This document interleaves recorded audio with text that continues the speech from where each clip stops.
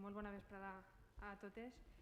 Bé, com ha dit Jesús, el grup municipal socialista presenta esta moció commemorant el dia 23 de setembre, que és el dia contra l'explotació sexual i la tracta de dones i xiquetes i xiquets.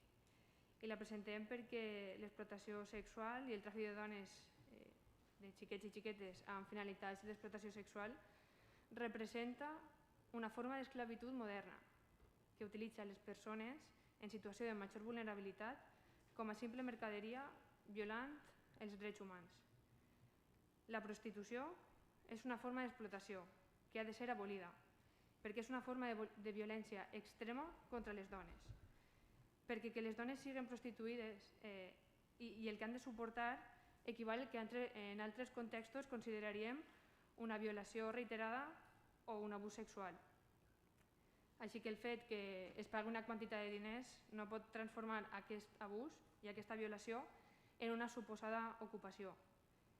Per això, el Partit Socialista comparteix i defensa molt clarament el moviment abolicionista, que de fet avui a les Corts Valencianes s'ha aprovat una PNL en aquest sentit i celebrem, perquè el moviment abolicionista el que busca és anar a l'arrel d'aquest problema perquè vulnera els drets essencials com el que una persona no pot ser abusada ni utilitzada sexualment ni de manera gratuïta ni a canvi d'una compensació econòmica.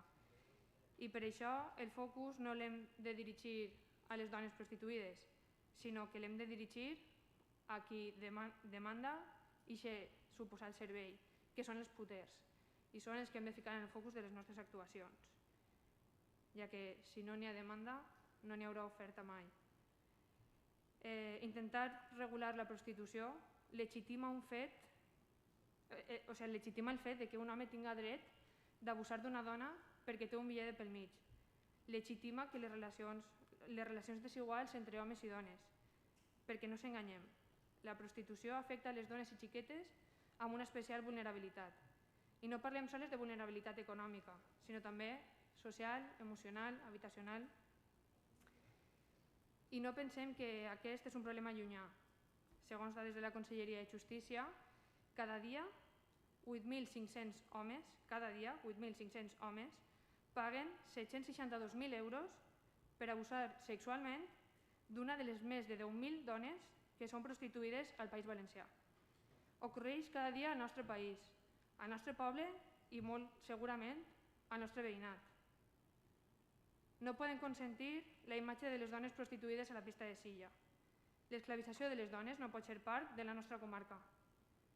No és possible una comarca en igualtat mentre convisquem d'una manera normalitzada amb aquesta situació.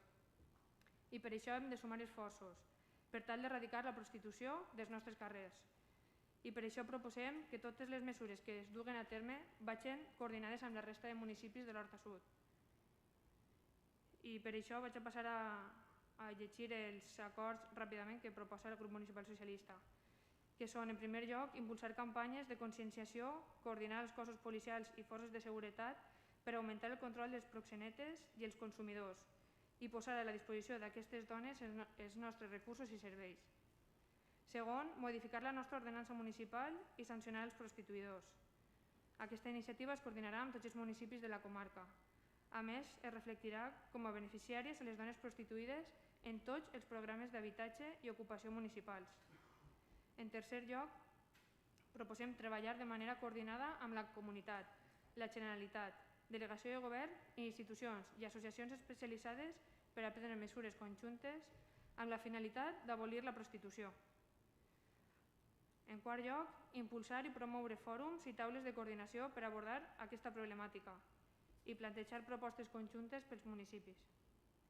Cinquè, exigir al govern que embargue els béns de la indústria del sexe i es destini a crear ocupació i invertir-los en el futur de les dones que estan en la prostitució, proporcionant recursos econòmics i alternatives reals. I en sisè i últim lloc, donar trasllat a la present moció tant a la delegació de govern com al Consell, com a la Mancomunitat i a la xarxa de municipis lliures de trànsit de dones, xiquets i xiquetes. I bé, per tancar, com he dit, sense demanda no n'hi ha prostitució i òbviament sense prostitució no hi ha tracte ni explotació. Gràcies.